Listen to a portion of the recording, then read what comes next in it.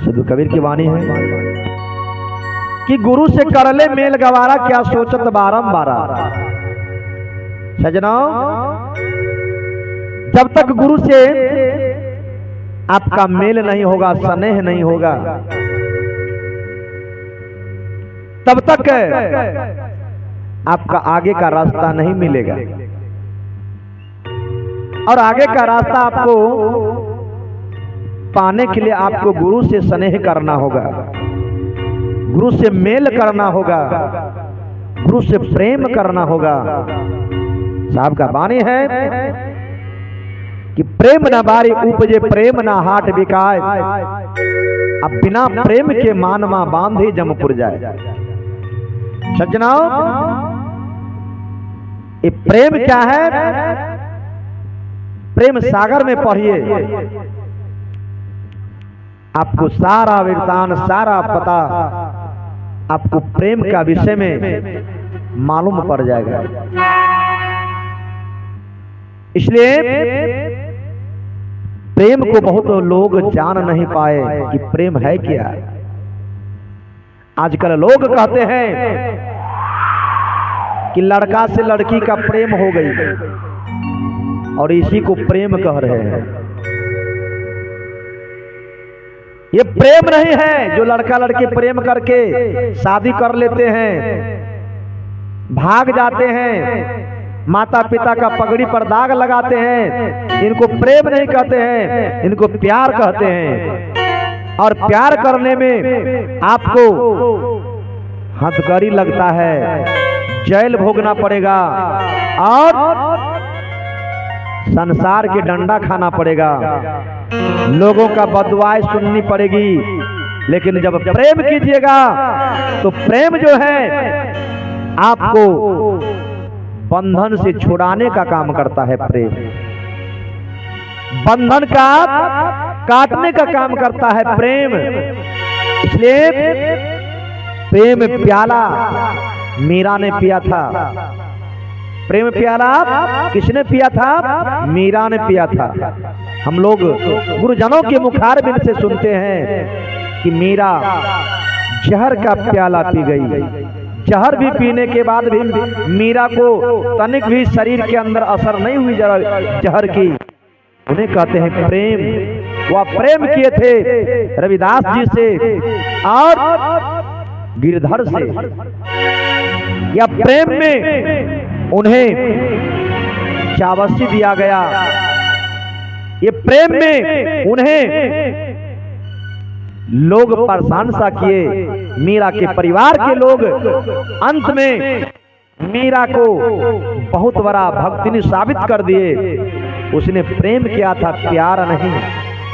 और प्रेम किए थे राम से सबरी, जो कि भगवान को उनके कुटिया पर आना पड़ गया।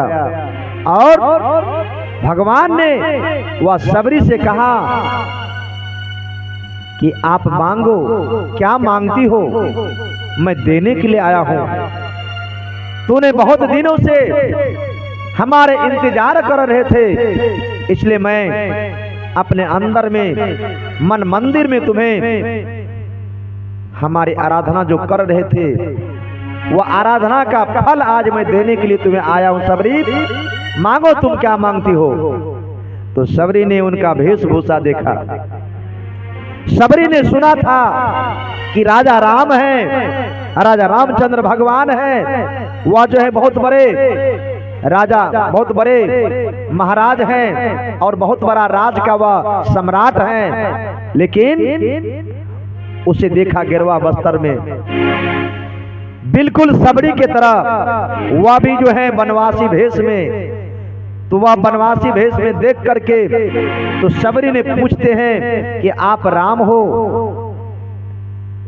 तो फिर ऐसा वेशभूषा क्यों आपका बना हुआ है, क्या कारण? तो कहता सबरी, मैं भी वनवास में हूं 12 वर्ष की। मेरे पिताजी ने हमें 12 वर्ष का वनवास दे दिया। वही वनवास में काटते हुए तुम्हारे घर कुटिया तक आया हूं। और तूने हमारा आराधना जो की, मैं तुम्हारी भक्ति से बहुत प्रसन्न हूं। इसलिए आज मैं तुम्हें तुम्हारे हर एक मनोकामना को पूर्ण करने के लिए मैं तुम्हारे कुटिया पर आई हूँ। सबरी, मांगो, तुम क्या मांगती हो। तो सबरी ने इतना बात जो सुना तो वह बेचारे की आंखों में आंसू आ गई, आंसू आ गया। चरण पकड़ करके प्रभु की रोने लगे और रो रो करके कह रहे हैं, प्रभु मैं वासी हूं इस जंगल का और आप भी इसी जंगल के वासी हैं और हम भी वनवास में तपस्या कर रहे हैं और आप भी वनवास में तपस्या कर रहे हैं।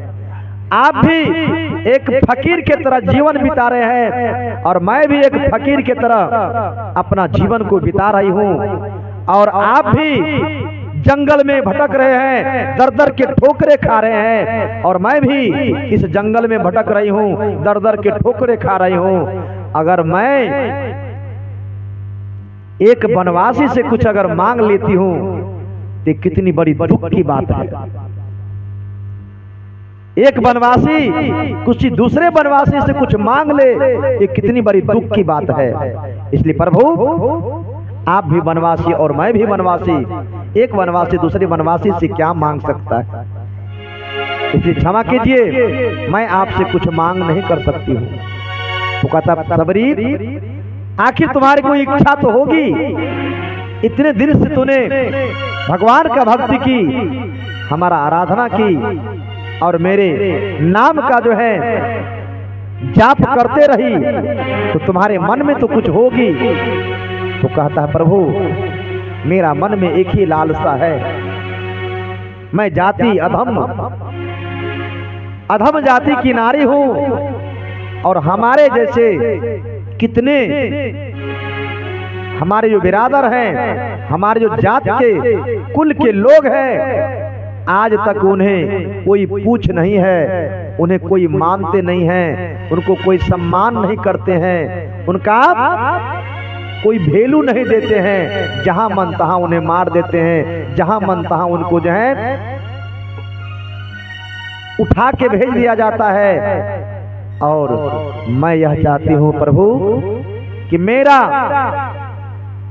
ऐसा एक वरदान दीजिए कि जहां जहां आपका चरण पड़े वहां वहां मेरा थोड़ा सा नाम का चर्चा हो जाए, जहां जहां आपका नाम का गुणगान हो वहीं वहीं मेरा भी नाम का थोड़ा गुणगान हो जाए। जब तक आपका नाम यह संसार में रहे तब तक हमारा भी नाम आपके साथ साथ रहे, यही मैं आपसे मांग करती हूँ प्रभु। तो क्या कहा भगवान ने कि सबरी ऐसा ही होगा, तुम जो कहा यह बात अटल हो गया, अमर हो गया, अजर हो गया, ये कोई काटेंगे नहीं। जहां हमारी चर्चा होगी वहां तुम्हारे भी चर्चा करेंगे संत, वहां तुम्हारे भी चर्चा करेंगे भक्त। और हरेक इतिहासों में कहीं ना कहीं तुम्हारे नाम का चर्चा जरूर होगा और तुम्हारे जीवन में यह जो है जीवन काल जो तुम बिताई हो, यह तुम्हारा जीवन काल साधारण नहीं हुआ, अमरता को प्राप्त करेंगे और तुम अमर बनोगे और जीवन में कभी भी तुम्हारे नाम मिटने वाला नहीं हो। चाहे कई युग का आना जाना लगे रहे, लेकिन जहां जहां जिस जिस युग में हमारा नाम होगा उस युग में भी तुम्हें लोग पुकारेंगे और तुम्हें याद करेंगे। बोलिए सदगुरु कबीर साहिब की। चलिए।